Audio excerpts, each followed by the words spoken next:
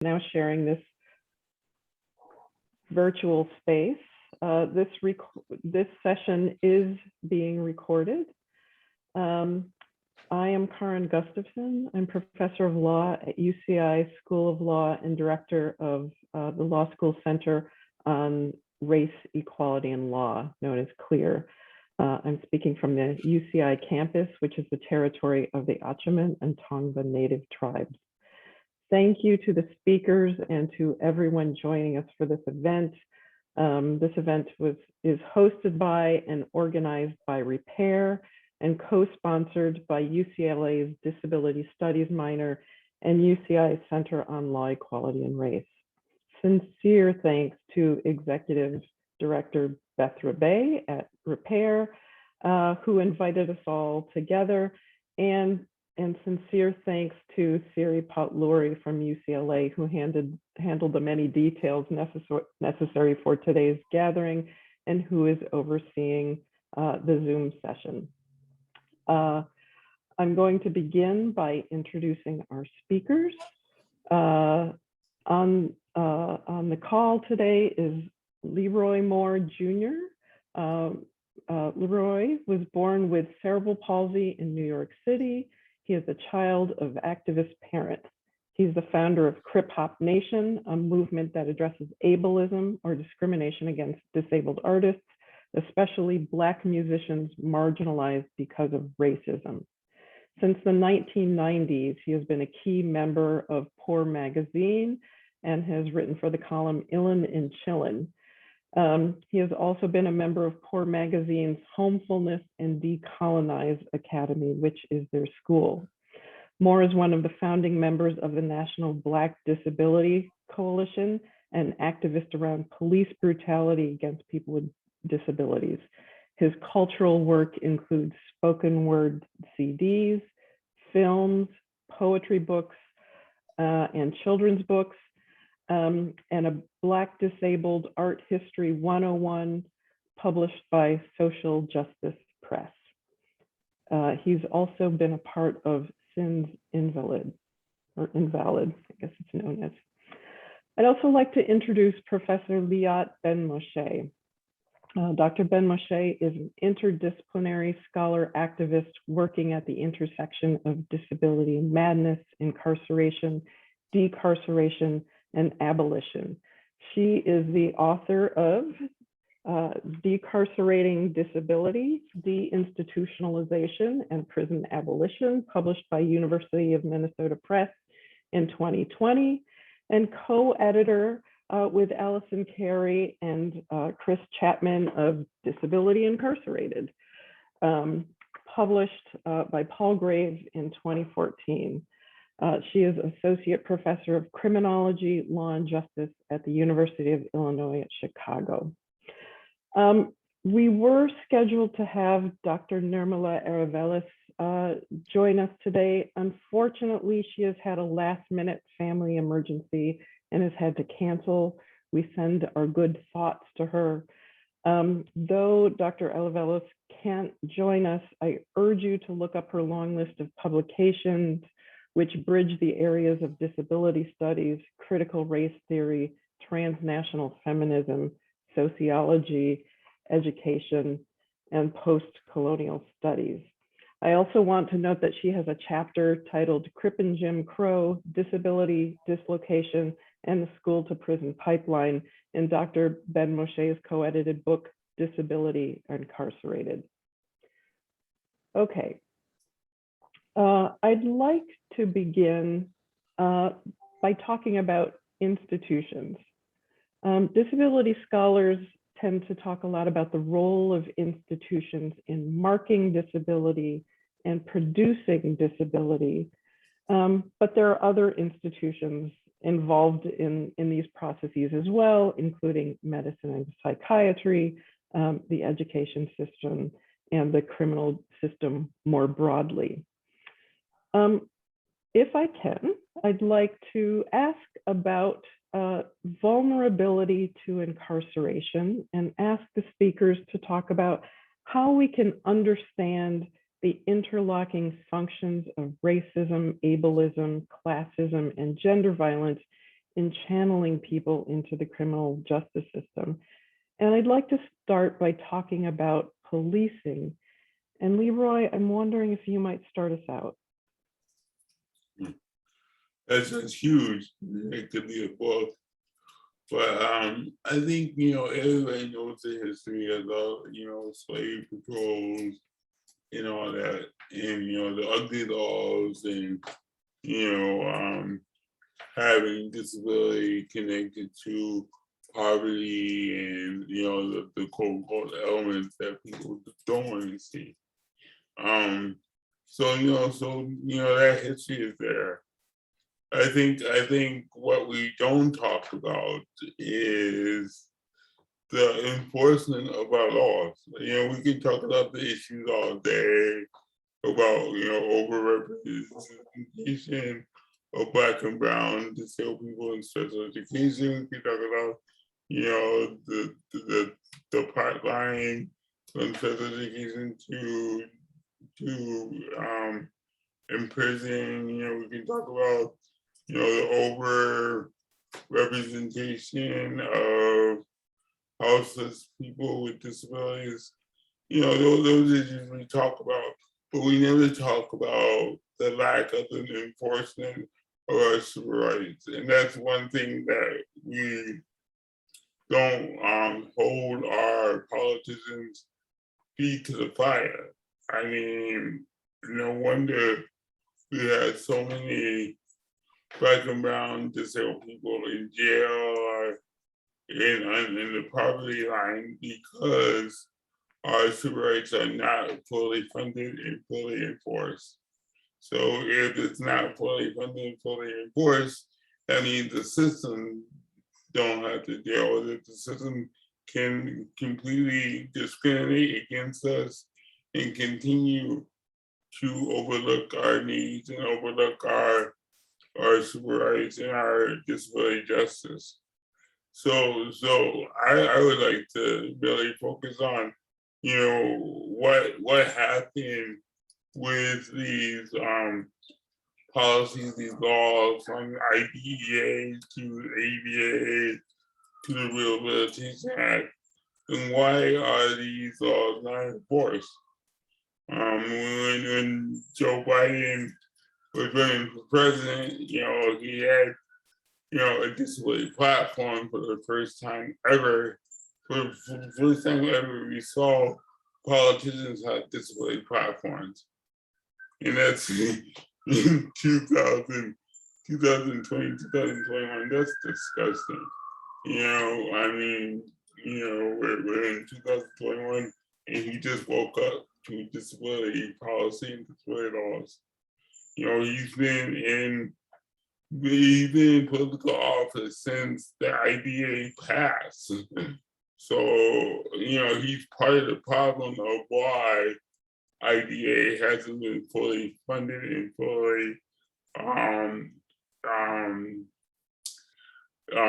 enforced. So those are the issues that we should be talking about, and we should be forcing our politicians and our leaders to really enforce our laws. I mean, if our laws really enforced, you could probably see a lower poverty line. We could probably see, lower incarceration. You could probably see, higher education rates for Black and brown disabled people. So that's my 411 so far. Okay. Liat, would you like to speak to the issue of policing disability? Sure. I mean, I want to kind of start where Leroy started with the history of policing, but also to take it to where Leroy ended, which is enforcement.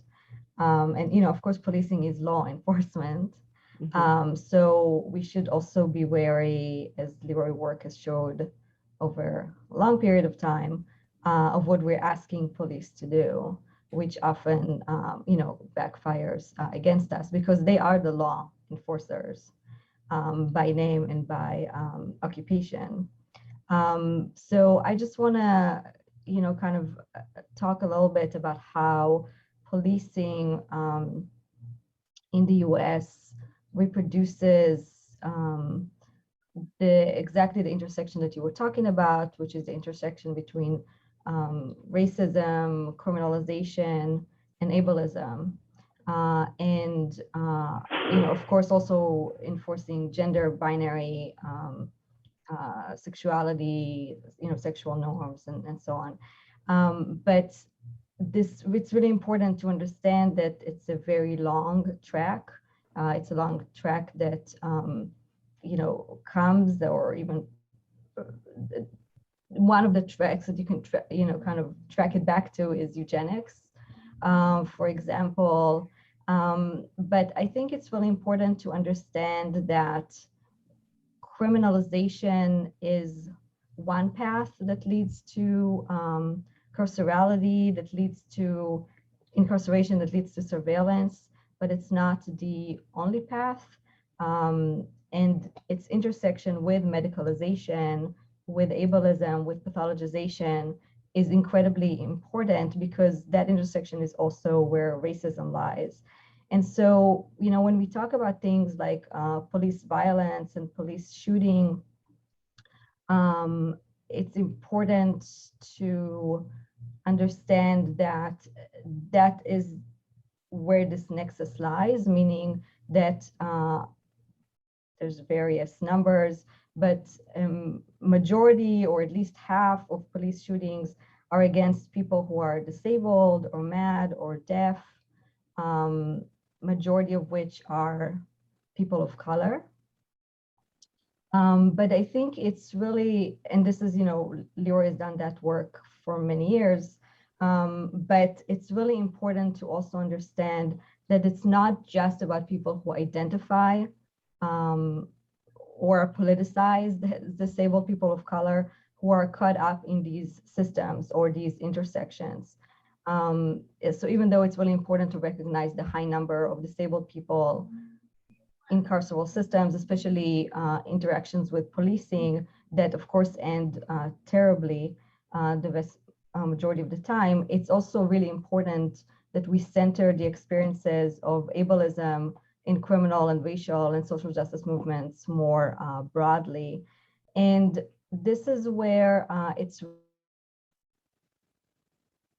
really important to look at this intersection as it's related to, like I said, also gender and sexuality and so on, and to really examine whenever we see a particular case, let's say Tanisha Anderson, Makia Bryant was a case that just happened recently for people who are not aware. Of course, Mike Brown, Larry Garner, and so on. It's really important to anchor what is happening in these cases in relation to racism, in relation to gender, in relation to sexuality.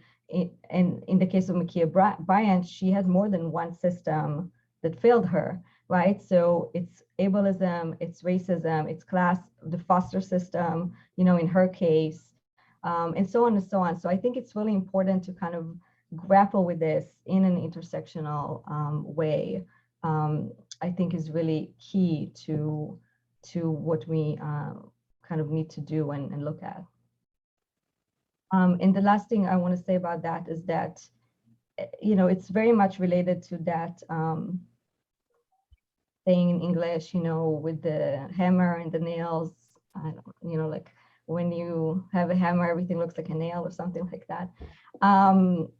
But I think that's exactly what happens with police interactions with people with disabilities, especially people who are negatively racialized, disabled people, is that when you call the police has guns, the police are trained to use guns.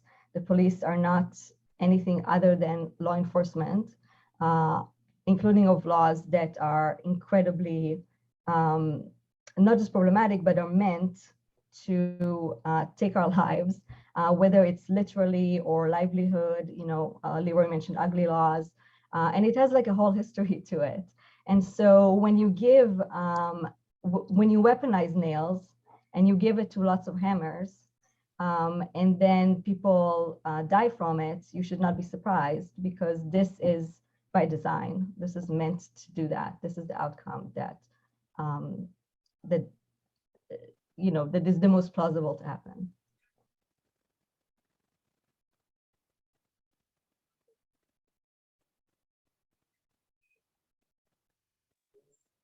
For people who may not be familiar with the history of ugly laws in the United States, would one of you like to just give a quick overview of that history?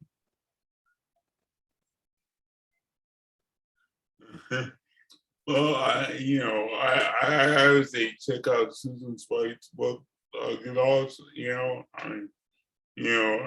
don't know all the history of it, what the Ugly Laws, but I do know, and I hope I do it right. It's started in the UK, and it traveled here in the US, and with the Ugly Laws saying that people that are poor, people that were disabled, sex workers, houseless people should not be viewed in public. Mm-hmm. And it's not only the law, but social workers took it on. A lot of departments took it on, and they picked up people and and told them that they could not be outside. But please read Susan White's book, which I love so much, called The Ugly Laws, and you'll get more information. It's funny, there's a couple of blues singers and street singers had notes from the social worker saying that they could be on the streets to make money. So it tells you that social workers and public workers were all involved with pushing the ugly laws in the U.S. And I want to really put it clear that it's not, it hasn't gone away. It's not the ugly laws on the books, but it's gentrification. It's I was sitting on the mayor's board of people with disabilities back in the late 90s when gentrification just happened. And I was the only one that voted against pulling up all the benches downtown San Francisco. So you go downtown San Francisco, there's no benches to sit in. So these poverty laws, which Poor Magazine uses a lot, is sweeping the country because gentrification is sweeping the country. And you see, no standing, no sitting, no nothing, because of gentrification. So it's another generation of ugly laws that's happening today. Yeah. I will second the plug for Susan Schweik's book, The Ugly Laws. If people on this session haven't read it, it offers an incredible history of laws criminalizing people with disabilities. But it offers an insight into the continuous thread we see through laws today that criminalize homelessness, and that are being expanded even now, particularly in Southern California, as a way of addressing not the housing crisis, but instead attacking people who are homeless. Okay, I'm wondering if we might talk about state institutions that play a role in the social construction of disability and the production of disablement, and specifically carceral systems. How does incarceration shape the bodies and psyches of people disproportionately Black, Latinx, Indigenous, poor, working class people in prisons, jails, youth camps, and in immigration detention. What happens to people who become violently disabled in the criminal system and while incarcerated, and what happens on reentry? Liat, would you like to start us out? Sure. That's a very big and loaded and great question, and I'll do my best to answer it. I just want to say before I do that the really interesting kind of thread with the ugly laws up to now is, and this is what I tell my students when I teach about eugenics, is that everybody participated in it, right? So this is really important for people who don't understand that history. And then they think, oh, there was racists, there were people that, were Nazis, and of course there are Nazis, there are racists, but also, eugenics was something that entire societies were in. And so that also influenced the kind of legacy of laws that we have, right? Laws don't come from the sky, they come from people who wrote them. Slavery, of course, influences the kind of laws that we have. Slavery was legal, right? This is what police was. The kind of patrol over enslaved people and so on. And so this is really important to understand in relation to your question of how we got here. But to move to a question of what is happening to people while they're incarcerated, reentry and so on. Well, first, it's really important to understand that the intersection that you described earlier is prevalent at any point in the criminal justice system, in arrest, in trial, and in the kind of conditions, length of confinement, and then in reentry as well. Sorry, did you want to say something? Oh, okay, I'm sorry.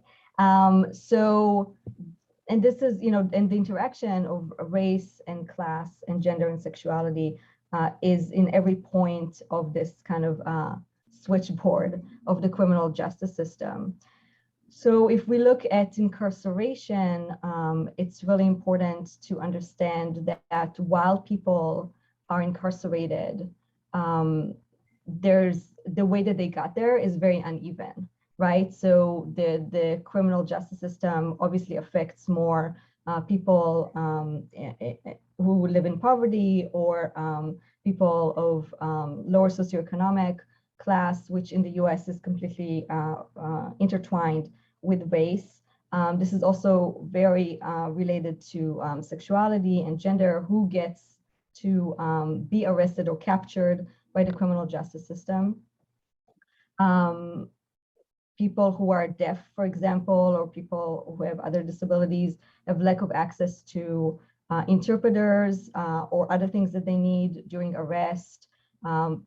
People with intellectual disabilities have lack of access to things that will enable them to understand, why they're arrested, and then during the trial, and then during imprisonment. So again, this is cuts across everything. But I want to focus for a moment about imprisonment itself, if I may, to say that the prison itself and immigration facilities and all these carceral systems and places are incredibly disabling and maddening places.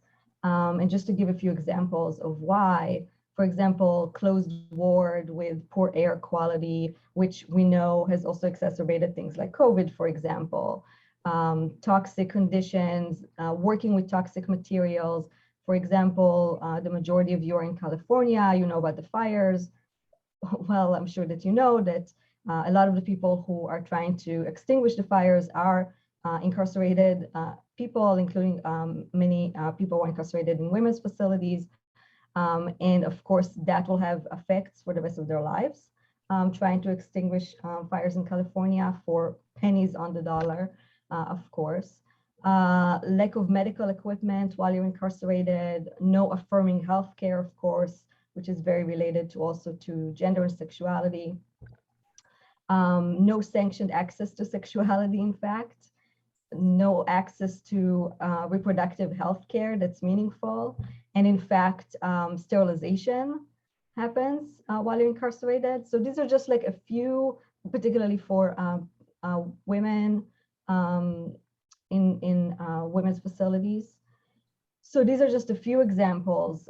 If we want to think further about why prison is maddening, and then I'll stop, is think about the fact that when you are incarcerated, if you want to go to see people in the visitor room, for example, if you're taking classes, if you move around the facility, you get strip searched. In many facilities, you get strip searched regardless, like at least once a day. And I'm not going to go into details. I think it's very triggering as to what a strip search is. If you don't know, you should look it up. But it's violence, and it's violence of bodily autonomy. And of course, particularly we know for people in women's facilities that the vast majority of histories of trauma, especially sexual trauma. So you can imagine the kind of repeatedness of that. And so when I say maddening, I mean it like very broadly. And this is again by design. It's not just that people exit prisons, with disabilities, impairments, health, mental health issues, just because they're weak or something. Some of it is because a lot of them already entered the prison with these diagnoses, but a lot did not. And in fact, what has caused it or exacerbated it, I should say, at the very least, is the prison itself.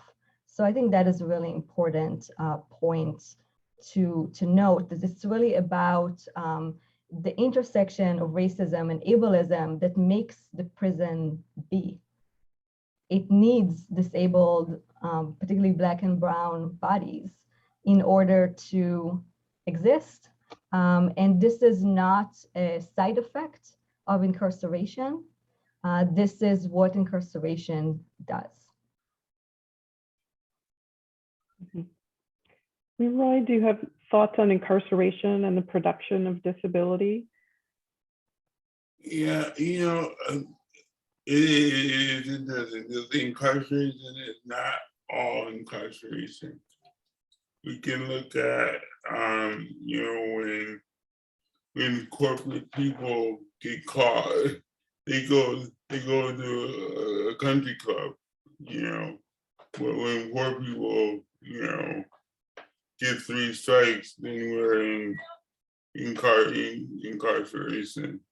So, different classes, different people of color get different kinds of incarceration. We still don't know how many people that, ran into the Capitol in that incarceration, but we know a lot of Black Panthers that are in real incarceration. So we have to really look at who gets the privilege of skipping over real incarceration and going to a country club and stuff like that. And we have to really think about why people of color, people that are poor, work in these places. How come incarceration, attracts a lot of Black and brown people, poor people to work in these situations. So we need to flip it and really look at the system and how the system, controls both people, Black and brown people from the inside and Black and brown people that's gonna work there. Mm-hmm. One of the issues that Nirmala Aravelis writes about are the material issues related to disability and incarceration and education. And of course, one of the appeals of working in carceral settings is that they are secure, unionized jobs with pretty good benefits. You know, there's still some of the few secure jobs out there. And you know, I can certainly see the appeal for people of color who are looking for employment security. And also we have to realize it's like the two biggest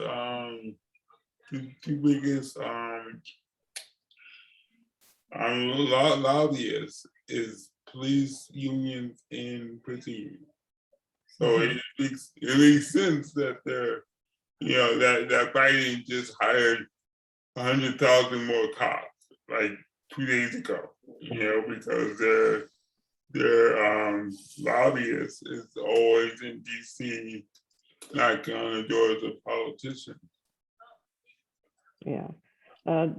For those who'd like to read a bit more about that, Joshua Page at the University of Minnesota has written about this quite a bit. But Liat? I just want to kind of bring Nirmala into the room in relation to this issue of labor, because I think it's incredibly important to maybe stay on this point for a moment, which is, you know, I think, well, I mean, we kind of have been talking about it as if everybody knows, but maybe I should just say it. But, you know, incarceration is something that doesn't just happen in prisons. Obviously, it's something that happens in psych facilities and institutions and nursing home and so on. But it's really important to talk about the parity between labor organizations, particularly unions, of people who work in all of these facilities and how different they are, right? Like prison guard lobby and union is incredibly different than nursing home staff. And even in nursing home staff, of course, there's hierarchies of, you know, nurse aides and doctors, and, you know, it's not the same thing. And who does these jobs overall, right? Like statistically. I talk a bit about it in chapter 6 of my book about those differences, but just to give kind of an overview for people who don't know, and a lot of it comes also from Nirmala's research, Dr. Arabella's research, that a lot of the people, of course, who work in nursing homes, in hospitals, and so on are migrant women of color. And a lot of the people who work in prisons, the vast majority, are not people of color, and especially not Black and particularly white.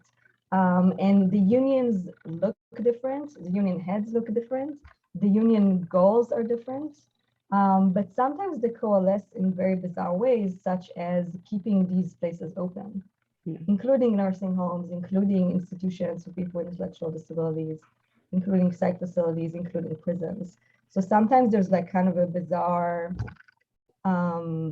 strange bedfellows, you know, situation, which I think for a lot of progressive people is really hard to watch, right? To say, oh, all these like labor orgs, because we're pro-labor, come together to not shut down particular institutions.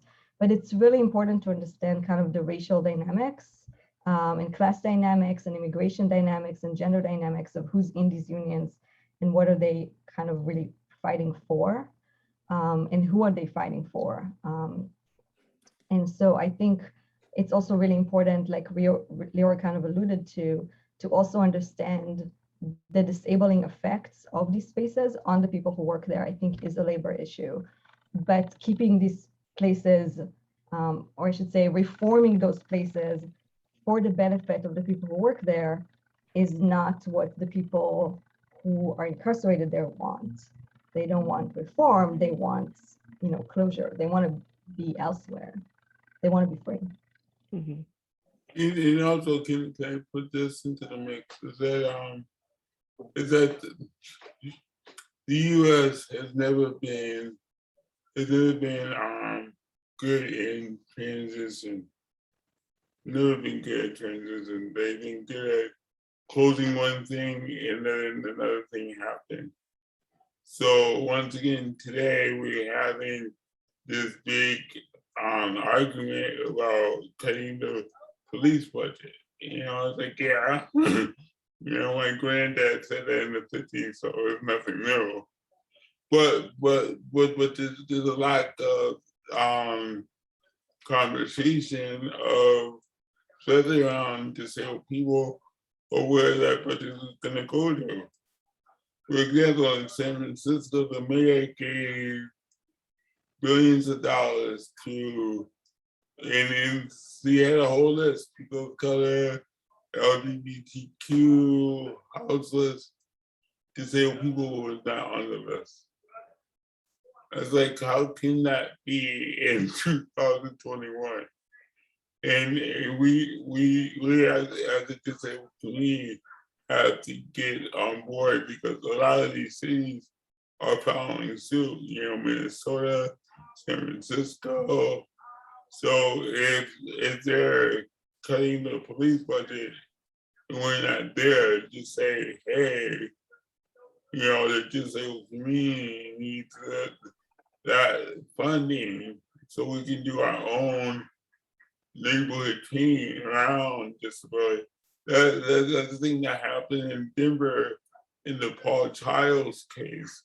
The Paul Childs case was a young man with autism was downstairs in his father's parents' basement, and the parents called the police because he was having an episode, and the police knew that Paul Childs had autism, but came in and boom, boom, boom, and you know he's dead.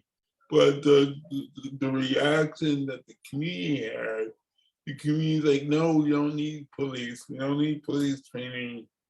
We need what really was lacking was the neighborhood's education around autism. And they said if that had happened, then the family could call a neighbor, not the police. So for 2 years in Denver, outside of Denver, they had this program called Face It, where they, for 2 years, went around that community and educated every neighbor about autism. See, those are the kind of programs that we need. We don't need police training, we don't need social work training, we need, you know, these funds to come into our community so we can educate our neighbors around mental health, around disability, so we don't need to call the police. That's what Poor Magazine was been saying since the late 90s. And Poor Magazine has this workshop, never call the police. And so, you know, and you know, these models don't get uplifted to international stage because we always are tripping over, you know, what's popular, you know, what's popular was Black Lives Matter. Black Lives Matter didn't have nothing to do with disability. Matter of fact, they believed in police training at the beginning.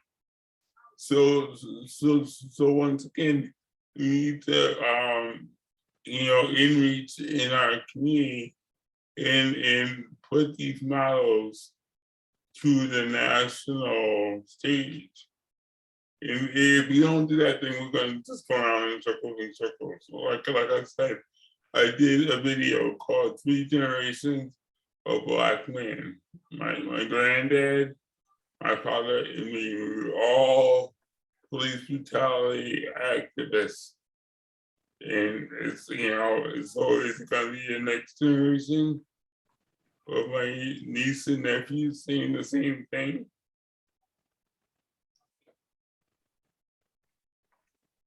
So, I mean, I think this opens up, you know, shifts us to the next part of our discussion on social movements.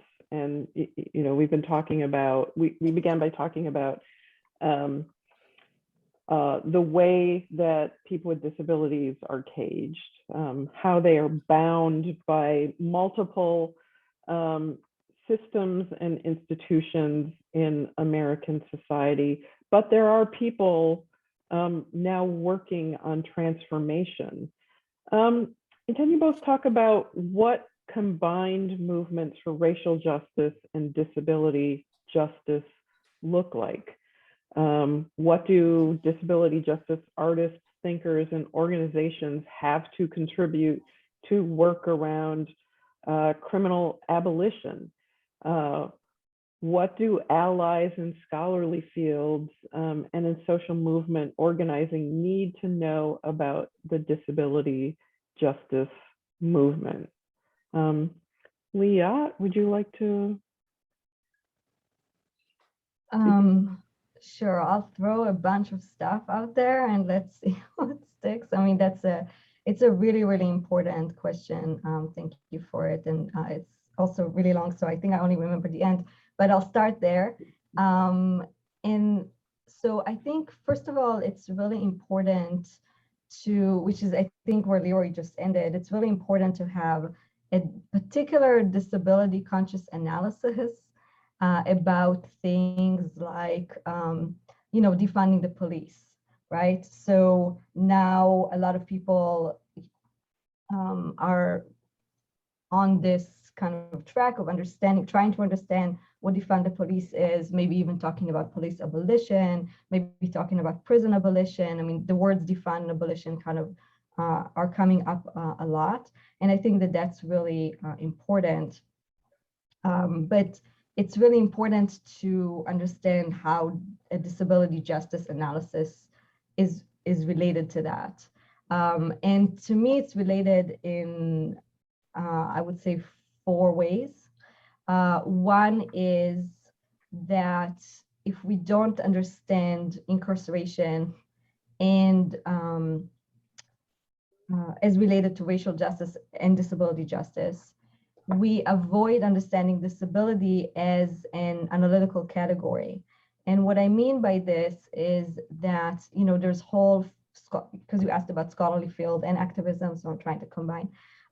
So there's, whole scholarly fields that are connected, of course, to also artistic practice and praxis that are of disability studies, MAD studies, and so on. And if we don't understand incarceration through those framework, then we are left as understanding disability only through medicalized understanding, if we even talk about it at all, which is Leroy alluded to. Some people don't talk about it at all, which is another issue. So the first thing is kind of an analysis. How does disability influence our actual analysis of the problem of policing, the actual analysis of the problem of the criminal justice system? The second thing is understanding disability as a lived experience. And this is very much related to the fact that, quite frankly, a lot of us disabled people, I identify as disabled because I am disabled, but I haven't been politicized as disabled my whole life. I haven't, even years after, understanding my disability more as, a kind of a young adult, I still was not politicized as disabled until I met other disabled people who also were politicized as disabled. And I became a part of disability culture. I became a part of social movements. I became, and so on and so on. And not everybody has that. It reminds me of the concept of the disability doula, right? Like kind of the birthing, and I'll put a link to a beautiful piece of writing about it in the chat when I stop talking. But the point is to kind of bring people into the world of disability, kind of like a doula does.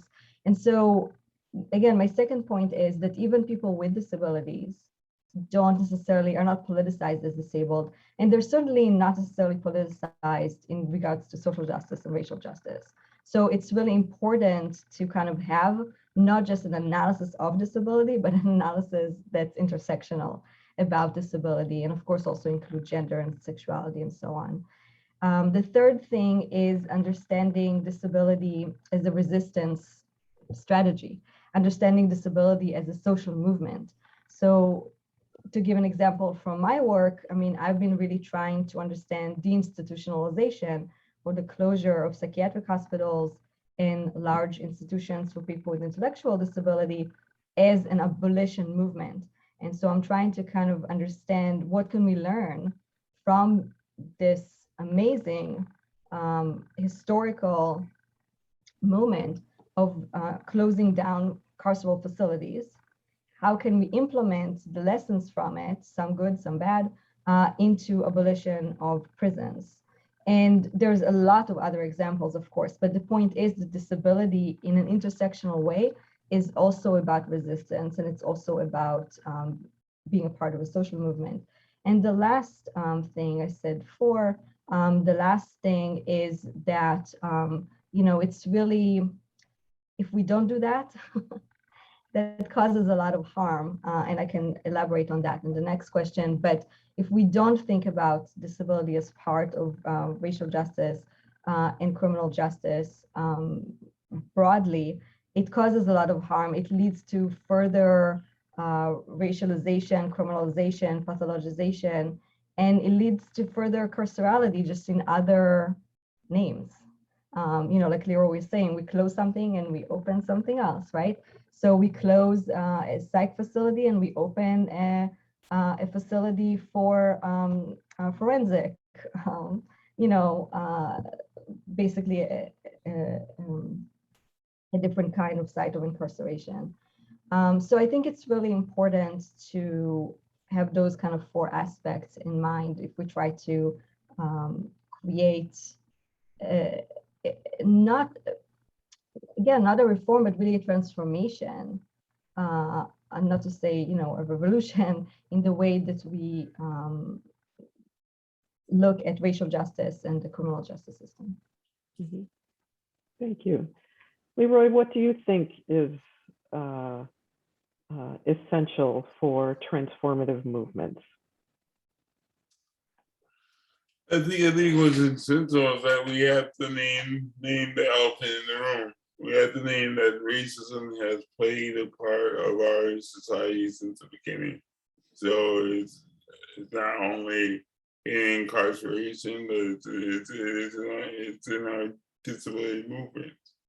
So we know that racism played a role in disability movements. Then we also should come to the conclusion that to reach disability justice is that Black and brown disabled people have to come back home and do that work.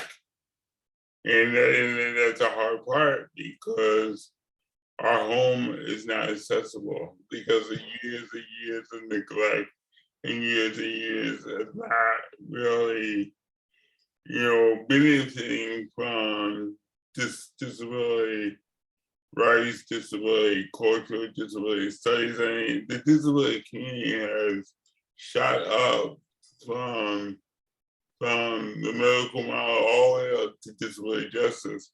And the Black community is still in the medical model. We're still in the medical model, charity model of disability. So who's gonna do that work? Who's gonna do that work for the Black community so we can enjoy, disability culture, disability rights and stuff like that. So, that needs to have a national educational movement because the Black community, the Black and brown community is still far behind when it comes to disability awareness, disability rights, disability anything. I hear people in the Black community still using the term handicap. I hear people in the Black and brown community to say, overcome your disability. It's kind of stupid to realize that we have in 2021 Black leaders and Black scholars telling me to overcome my disability. They can have a PhD and you're saying that, So that kind of education needs to happen. needs to be a national campaign to raise awareness around, Black disability issues. So that's number one. Number two is to support people that's doing it. We have these, solidarity letters. I mean, when Michael Brown was murdered, all of a sudden disability organizations were doing solidarity letters. And now we're doing it again. It's like, I don't need your letter. I need program, program, programs in your services that look at disability. Matter of fact, when Michael Brown happened, I wrote out a proposal for Quip Hop to do program work for Black and Brown disabled youth using hip hop around police brutality, because we came out with a film called Where is Hope.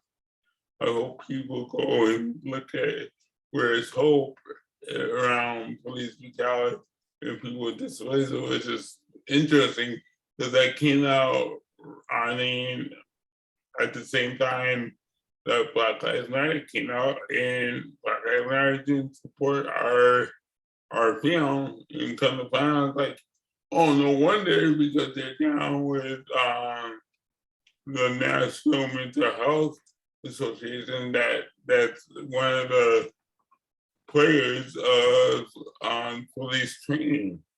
So no wonder, we didn't get no help with that.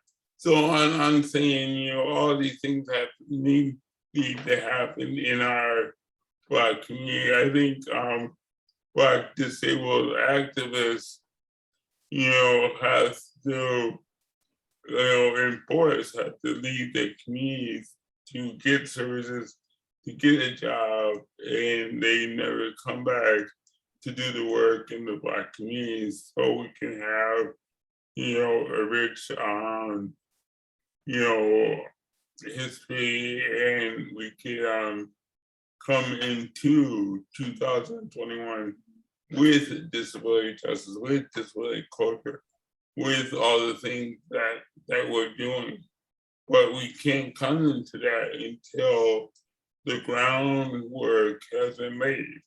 The NAACP has no clue about disability.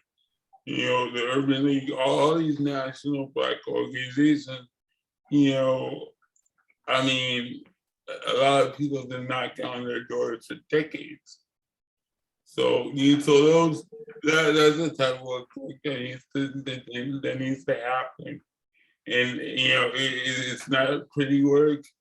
It's not the work that, the Ford Foundation can get behind. It's not the work that you're going to get on CNN for, but that's the work that needs to happen. And if it doesn't happen, then the next generation is not going to be, it's going to slowly and slowly outside of the Black community. The Black community is still going to have their ableist, what I call Black ableism, is still going to be in the Black community. Mm-hmm. So there are two parallel problems, right? One is that a lot of groups working on racial justice issues have ignored issues of disability, even when people with disabilities in those communities have experienced the most vulnerability and the highest levels of violence. At the same time, the disabled community has been criticized for diminishing issues of intersectionality and overlooking the needs of disabled people of color. And one of the common criticisms of the disabled community is that activism is often seen as a white disabled movement. So as people are waking up to these issues, what can folks do to become more responsive to these criticisms? And how might the carceral system serve as a point of alliance between folks working on issues of racial justice and disability justice? I don't know, probably I'm too radical. I don't think the incarceration has a job in that because, well, just for my sake, you know, my reason is to abolish the incarceration system altogether. And so I can't see them working with disability justice because that goes against their 9-to-5 job. So yeah, so it's kind of iffy on So you see no common interests. I mean, in both communities, I hear people talking about abolition of the criminal system or the carceral system. Yeah, I think to take your question, because you asked about the role of incarceration. So Leroy is saying the role is the abolition of incarceration. But if we take your question to mean about abolition of incarceration, then yes, there is you know, a connection obviously between the two communities. And I think you know, one way to think about it is through the lens of you know, free them all, for example. So when COVID started, there was a big push, especially amongst people who do prison abolition and anti-policing, anti-prison work, to decarcerate people from prisons and jails in the US because of the way that COVID affects people in congregate facilities. And we knew that from the get-go. And we knew also very early on the unequalness of COVID, right, in terms of pre-existing condition and so on. And, you know, this is why in a lot of ways, Kimberly Crenshaw earlier on in the pandemic, you know, was saying that, who's a critical legal scholar, and of course, one of the foremost people in both critical race theory and now being attacked for critical race theory. So kudos and thoughts and prayers to Kimberly Crenshaw. But also very early on in the pandemic, Kimberly Crenshaw was saying the pre-existing condition is racism and white supremacy. I mean, that's the pre-existing condition of COVID. And of course, it's completely related to the kind of medical conditions that people were talking about also as pre-existing. But the point is that is exactly how we started the conversation today. That is where people who are incarcerated come from, right? These are the communities that people who are incarcerated come from. And so we knew from the get-go the kind of unevenness of the way that COVID's gonna, you know, kind of prey on and wreak havoc in communities of color when incarcerated. This is all to say, since then, we're now what, like 18 months into this pandemic, 16, I don't know, time is elusive. Thousands, you know, tens of thousands of people have appealed to get their sentence commuted, especially people who are very close to being released. People who are in jail, which by the way, vast majority of people in jail are there. I'm just telling people who don't know, are there awaiting trial. Like they haven't been convicted actually of anything. There's no reason that they should die of COVID. Well, nobody has a reason to die of COVID, but I'm just saying in terms of the kind of rationale of the incarceration system or the criminal justice system. And so what we know is that a lot of people have fought under this rubric of free them all, especially from prisons and jails. I can name probably under 100 people. I would say it's probably maybe 50 people, if that actually got commuted nationally or released from prisons and jails because of COVID. And, you know, this is not to say that people's activism is futile. But this is to say, you know, that the kind of systems that we are confronting have no interest in this kind of, James Kilgore called it carceral humanism. You know, this idea that if we kind of humanize people, then we have a way of somehow countering, reforming, changing these systems. Because as I said at the beginning, this is what they're meant to do. So the only way is really to abolish them altogether. But, you know, the last thing I would say is that under this rubric of free them all, this is our avenue of coalition, in my opinion. If we think about free them all, why not think about free them all from nursing home? Why not think about free them all from all congregate facilities, but especially disability confinement, including prisons and jails, which a lot of disabled people are, which is what we said earlier, but also psych facilities, also facilities for people with intellectual disabilities, also group homes, also nursing homes. And I think this is one avenue of very fruitful potential coalition, and there's starting to be some inroads into that. But again, these systems are vast. We can use all the people, including everybody on this call. And this is exactly, I think, what needs to happen, because people are starting to understand vulnerability differently because of COVID. Okay. And I would like to say, you know, check out the work of Tommy J. Curry. You know, we talk about Dr.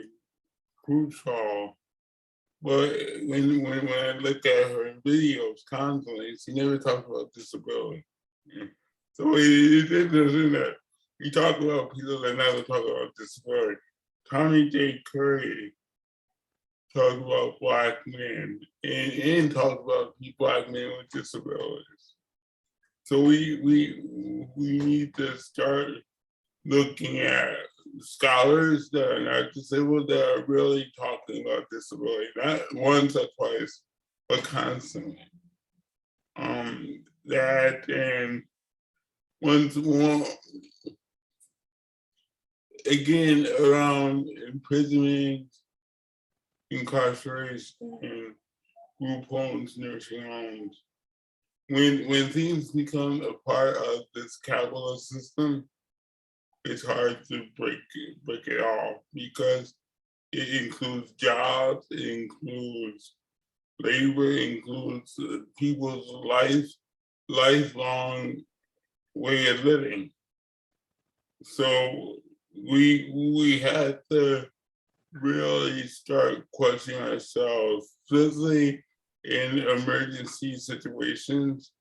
Because emergency situations, the state uses our emotions to create these institutions, these policies, you know, 911 and all that stuff. The state uses our emotions to have these institutions, these policies, three strikes laws.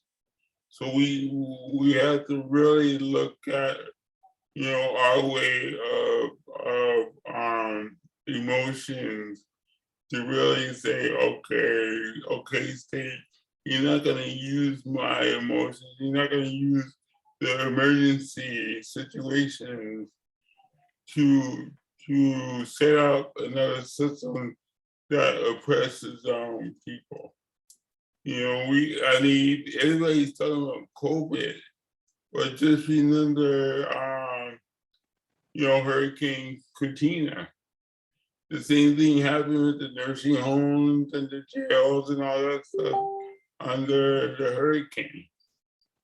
You know, people with disabilities were killed in nursing homes and under the Hurricane Katrina. So these cycles keep on happening, especially people with disabilities, and it keeps on happening, and nothing really happens. You know, in Puerto Rico, after the earthquake, you know, the same thing happened with nursing on the group home. So it is the same thing. And I go back to my original argument, is that our laws are not fully enforced. If our laws are fully enforced, with all the money and all this stuff, all this stuff wouldn't happen because our laws are fully enforced. I mean, if we don't get that, then we're just living on pieces of paper that really don't mean nothing. Yeah. So clearly we're not learning from past mistakes. And those of us in the US seem to have a limited ability to envision a different system. But you know, we're past an hour, and I'm wondering if both of you might offer thoughts on your visions of positive change. Liat, in both of your books, you've written about reimagining different societies, societies where disability is addressed in different ways than we currently do now. I'm wondering if you could speak to that. Sure.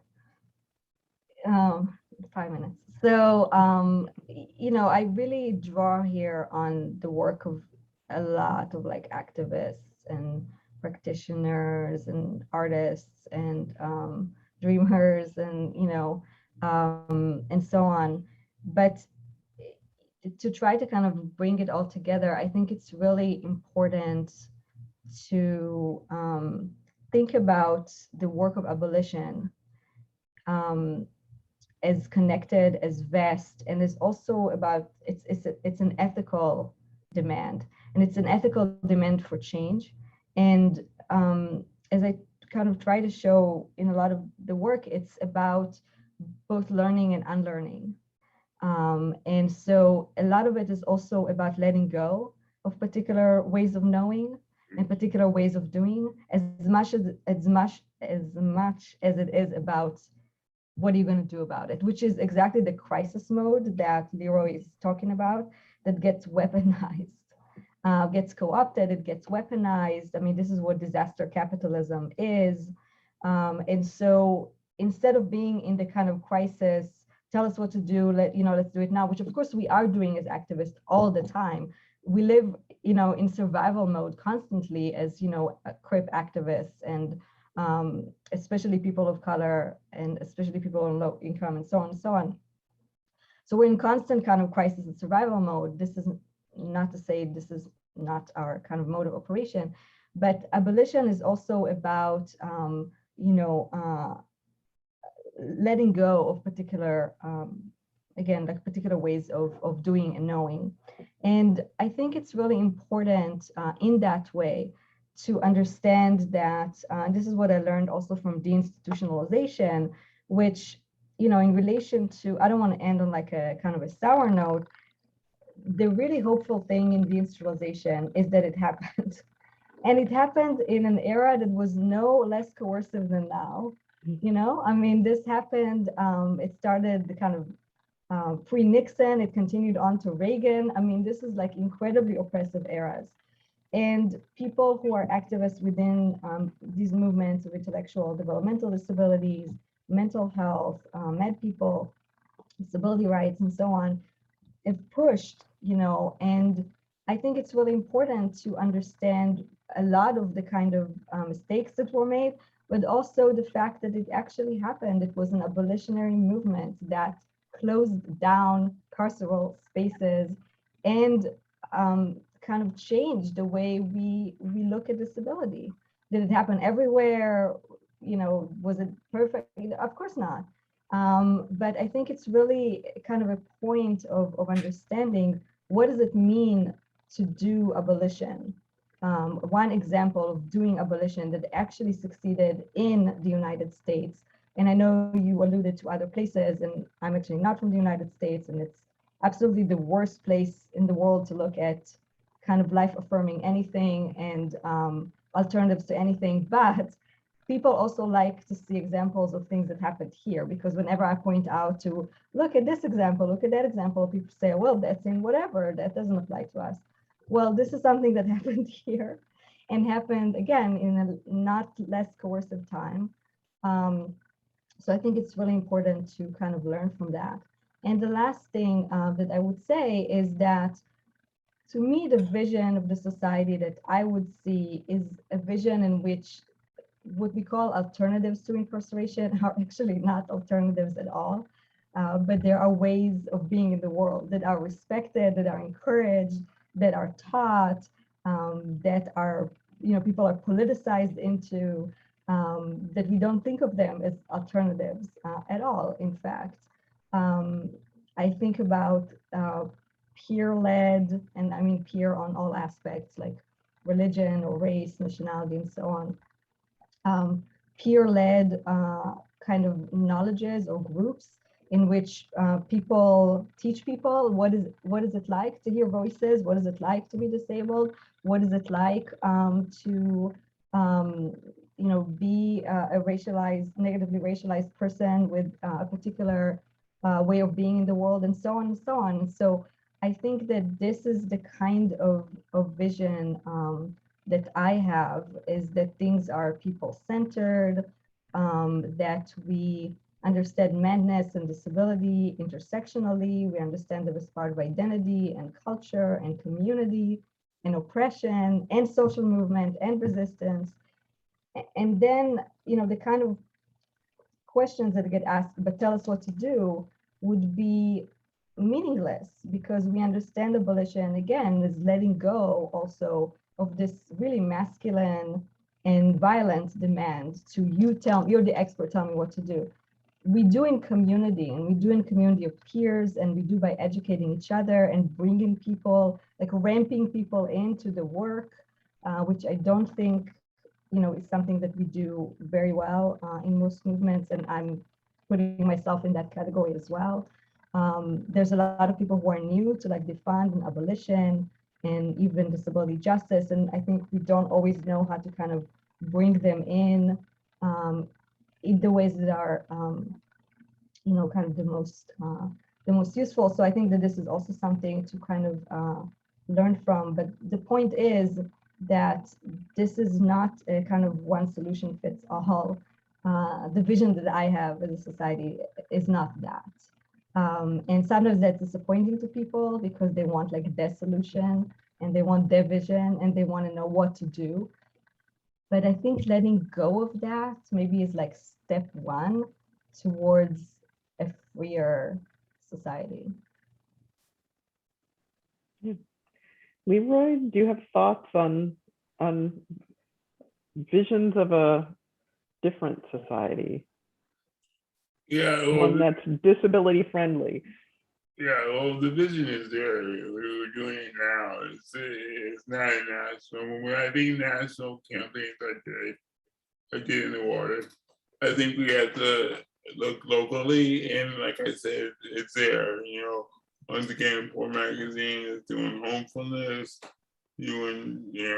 start calling the police. Crip Hop Nation is about to open an institute, in LA to deal with, Black disabled arts and stuff like that. T.L. Lewis, their work with, their organization. So, the National Black Disability Coalition. So, the work is out there. The question that it has been since I've been a little boy is that, is our community, especially the Black community, gonna uplift it? There's been Black and brown disabled movements in South Africa, in London, in Toronto, for all these years. But once again, they get crushed because there's a lack of support in our own community. Forget about the white disabled community, but it's a lack of support in our own community. So once again, can we come back home and do the work that we are, supposed to do? And, from my work, I'm trying to, open up an institute so, disabled people from around the world, Black and brown disabled people can come to and learn in other cultural spaces, because we got a lot of cultural spaces, museums and stuff that have no clue around disability. You know, I went into the lynching museum, they didn't talk about Jesse Washington. Jesse Washington was a Black disabled young man that was lynched. You know, so you know, our cultural centers need education around disability. So I'm hoping that, you know, my work could do that. But there's work being done now.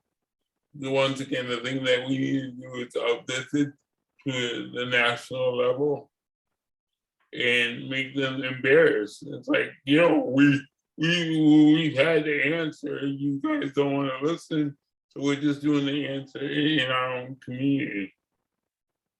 So once, you know, especially around police brutality, please, please, please, no more police training. Please. That's been on the books since 1989. Please, let's go beyond that, and let's, you know, come back to our community and educate our community around, you know, disability and police. And especially now, like I said, when cities are giving out money to do this, the disabled community needs to be at the table. Thank you. So we have a few minutes left for questions. I just want to note that Beth Rebay has been providing links to websites for those who would like to get involved, for those who would like to learn more. But if people do have questions, please feel free to include them in the chat. Is there anything else that our speakers would like to add?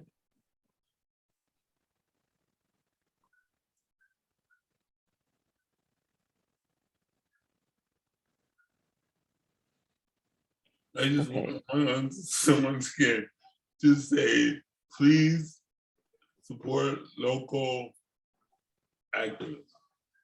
You know, don't support national organizations that do really nothing.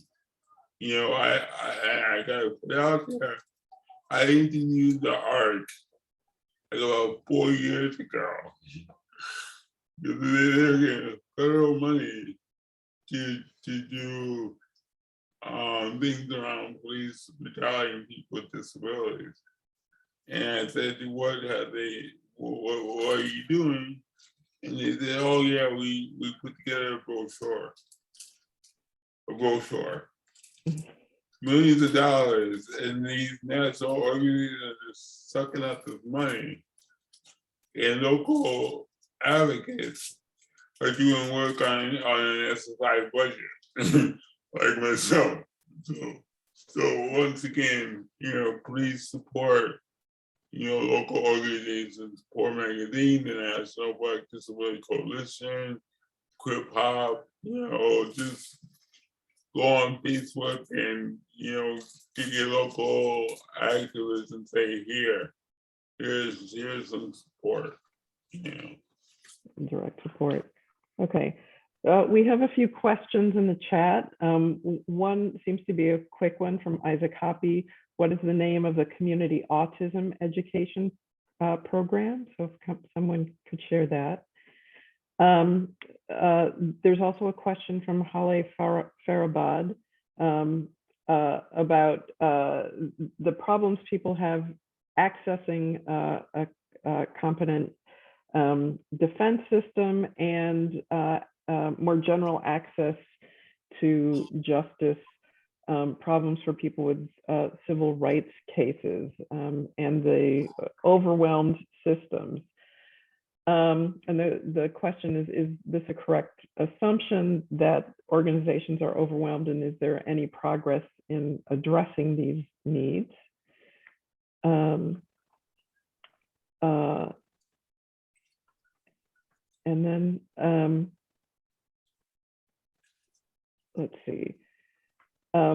And then a question from Mark Romiser: how do we keep Black and Latinx children with disabilities out of the school to prison pipeline?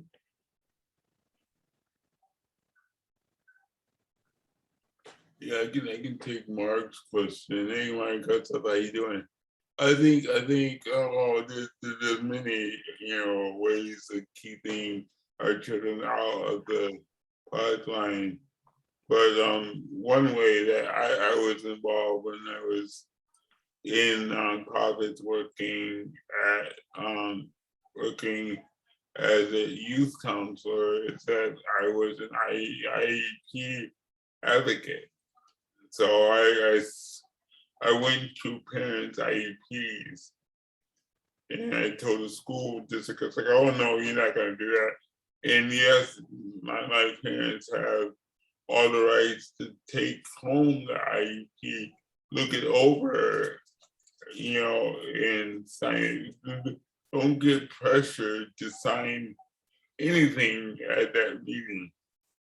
So really, in my view, getting an activist or an advocate to go to these IEP meetings, because I'm telling you, I see parents getting railroaded in these IEP meetings. And it just takes me back to my mother back in 1960s, 1970, that she had to sue the educational system to get me quote unquote mainstream. The same thing is happening today. And that's why I go back to Biden. I go back to our civil rights and I enforce. I mean, the same stories are happening today since my story in the 1970s, or parents getting railroaded in these IEP meetings. So one, Mark, is to get a strong advocate to go to these meetings. And then not only go to these meetings, to sit down with the parents before the meetings and say, okay, this is the lingo, this is what we're gonna agree upon, and boom. Yeah.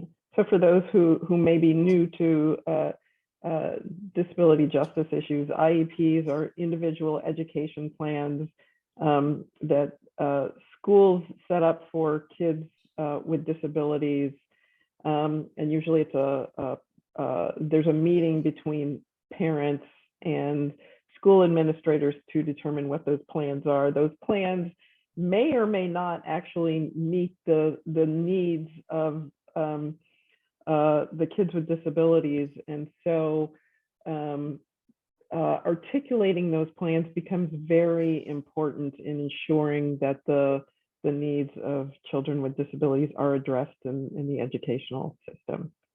Okay.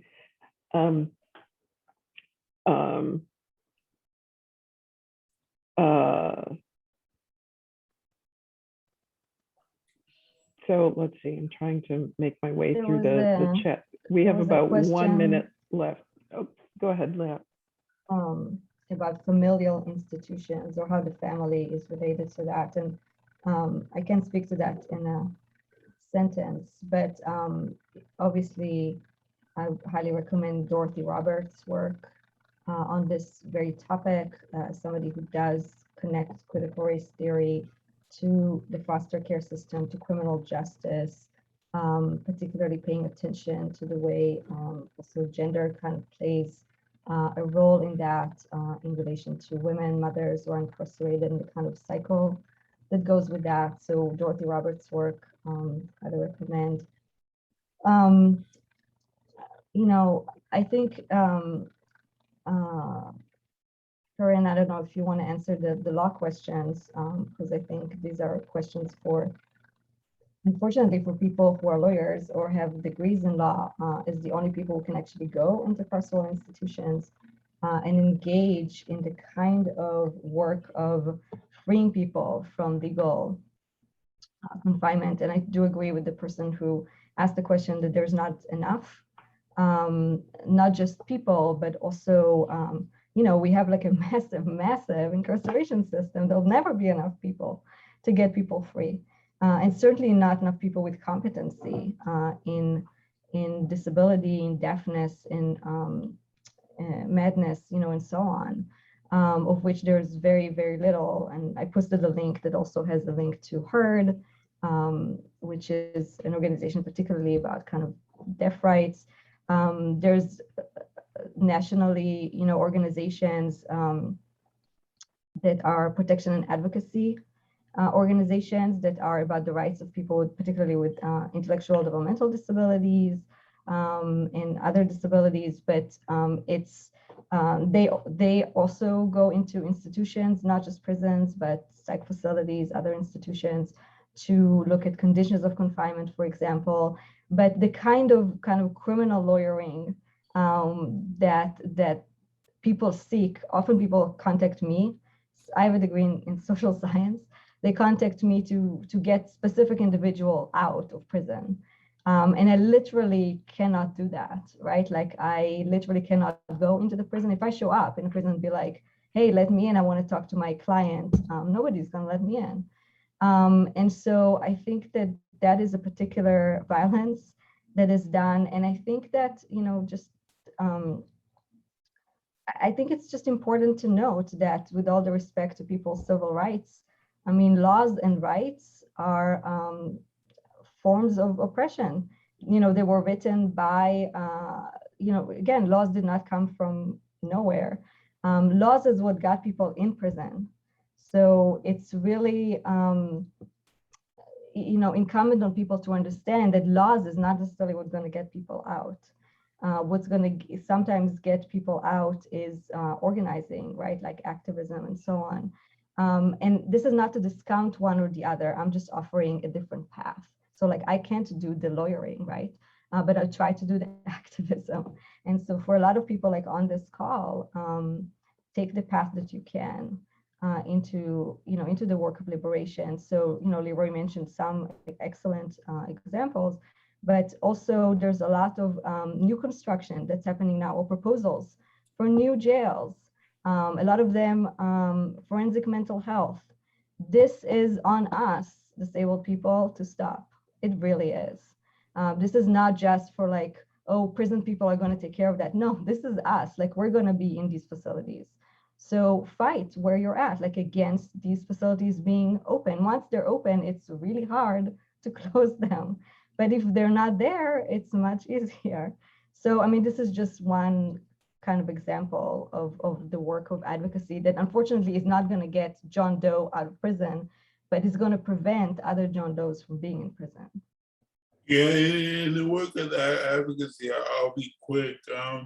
For example, Michael Manning back in the 90s, myself, Four Magazine, and the San Francisco Bay Review, all came together to try to get him out. And it took 5 years, but we got him out. And come to find out that he was in there for bogus, charges that he did not do.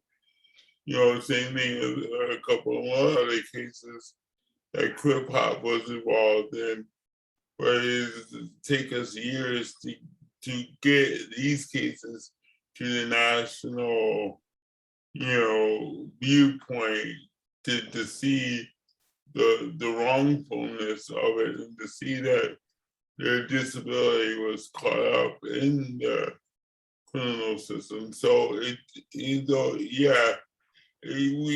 can get them out, but it's gonna take a national, it's gonna take a campaign that lasts more than a hashtag, It's gonna take years or months or years, just to constantly campaign for the freedom of, especially people with disabilities that are wrongly incarcerated.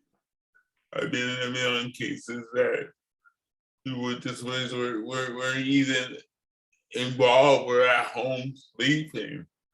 And now they're suing, these prison interns. So I just want to put out that we can, make it happen. It's gonna take, campaigns over and over again and it'll take, some time. But, I've seen 3 people that I've been involved with that case that they are free today because of the work that we did as a community, not only I, but pulling in, a Black newspaper that said, yeah, Leroy, let's write about this, pulling in a national, disability organization, say, okay, Leroy, I hear you, let's write about this. So I just want to say that, advocacy is really important. Don't only rely on lawyers and politicians to help free people. We can do it too. That's a great note to end on. So thank you to Leroy Moore and Liat Ben-Moshe for being part of this wonderful discussion. Thank you to those in the audience who have contributed to the discussion, who are working on these issues. And for those of you who are new to these issues, read up, get involved. And I apologize for those whose questions I didn't get to and some I couldn't actually see, but thank you for joining us, and I hope we can do this again. Thanks, everyone. Yeah. Thanks to Beth Rebay and Sari Padluri, especially.